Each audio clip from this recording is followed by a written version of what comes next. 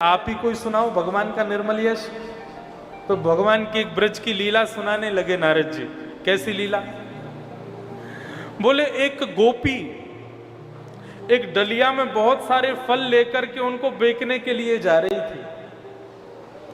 और क्या कहती हुई जा रही थी? कोई सेब ले लो, अरे कोई अनार ले लो, अरे कोई आम ले लो, कोई संतरा ले लो। इस प्रकार से वो गोपी फल बेचने के लिए जा रही थी। इतने में क्या हुआ? बोले नन्हे से नंद नंदन जो यशोदा जी के इर्द गिर्द घूम रहे हैं, आनंद कर रहे हैं, जैसे ही उन्होंने सुना कि एक फल बेचने वाली जा रही है बाहर से, तो यशोदा मैया से बोले मैया मैं आज फल लेवे जाऊंगो। मैया बोली लाला तू लेके आवेगो फलन ने? बोले हाँ मैं लेके आऊंगो।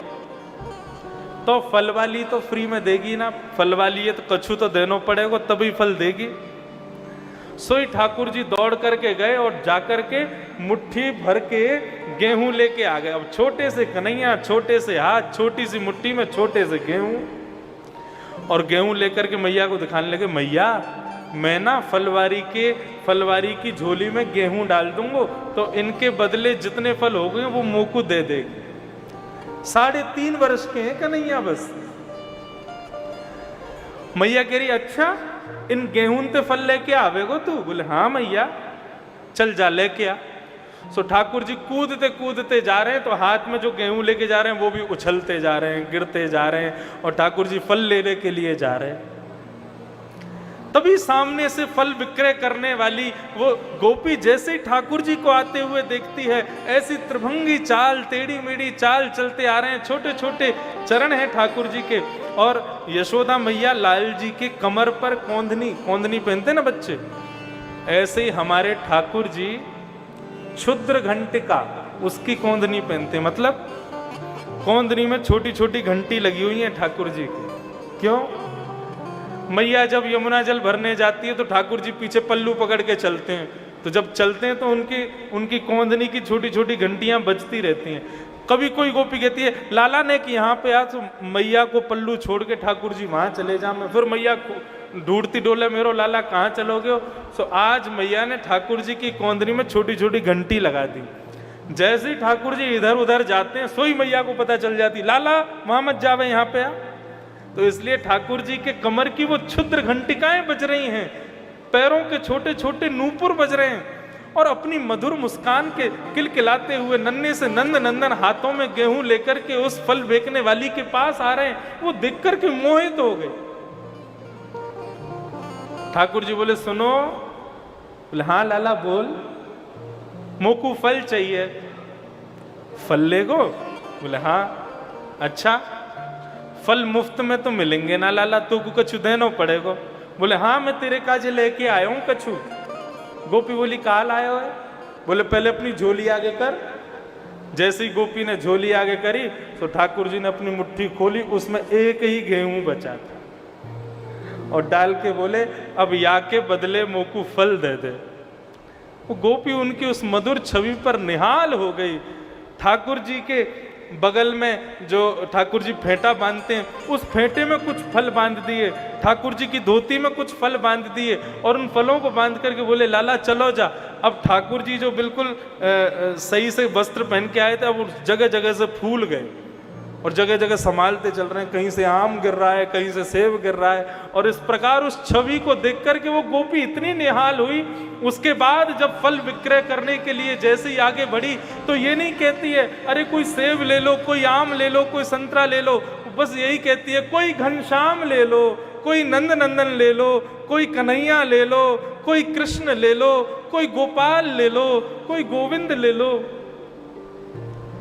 विक्रेतु कामा खिल गोप कन्या।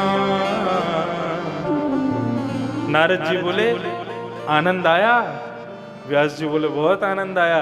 बोले यही है ठाकुर जी का निर्मल यश।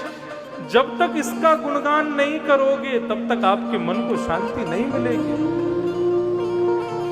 ईश्वर को जब तक ईश्वर बना करके रखोगे भक्तों को सदगति प्राप्त नहीं होगी। जब तक इन यशों का वर्णन नहीं करोगे व्यक्ति ठाकुर जी से संबंध नहीं बना पाएगा। और जब तक ठाकुर जी से संबंध नहीं बना पाएगा उसके जीवन में कोई कल्याणकारी कोई क्रम हो नहीं पाएगा।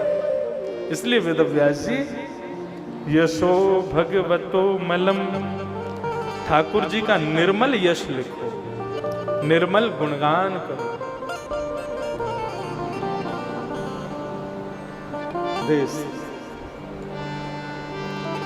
गिरधर ही गुणगान मेरे तो गिरधर ही गुणगान, गिरधर ही गुणगान मेरे तो गिरधर ही गुणगान। ऐसी स्थिति उस गोपी की हुई, तभी अष्टसखा गा रहे हैं क्या? किसी से कोई बात पूछो, जैसे आप अयोध्या कभी जाओगे ना, अयोध्या के संतों से पूछोगे महाराज जी शरबत पियोगे, तो वो ये नहीं कहेंगे मुझको नहीं चाहिए, वो क्या बोलेंगे? अपने राम को नहीं चाहिए। आप कहोगे महाराज जी रोटी खा लो, अपने राम को नहीं चाहिए। महाराज जी थोड़ा सो लो, अपने राम को अभी निद्रा नहीं है। महाराज जी कहाँ जा रहे हैं? अपने राम उज्जैन जा रहे हैं। ये एक वैष्णव भक्त के ऐसे शब्द होते हैं। वो ये नहीं कहेंगे मैं कहीं जा रहा हूं, मैं कहीं से आ रहा हूं। ऐसे ही भक्त का स्वरूप होना चाहिए। उससे कोई पूछे कहाँ जा रहे हो, बोले अपने कन्हैया इंदौर जा रहे हैं कथा सुनने के लिए। जब बोलोगे ना, सामने वाले को पहले तो विचित्र लगेगा, लेकिन उसके बाद उसको भी आनंद आएगा, उसको भी सुख मिलेगा। ऐसे हमारे नित्य प्रतिपल हमारी जिह्वा ठाकुर जी का गुणगान करे। इस बहाने कम से कम ठाकुर जी का नाम तो निकलता रहेगा। गा रहे हैं, सब लोग गाओ मेरे साथ। गिरधर ही गुणगान मेरे तो गिरधर ही गुणगान, गिरधर ही गुणगान मेरे तो गिरधर ही गुणगान।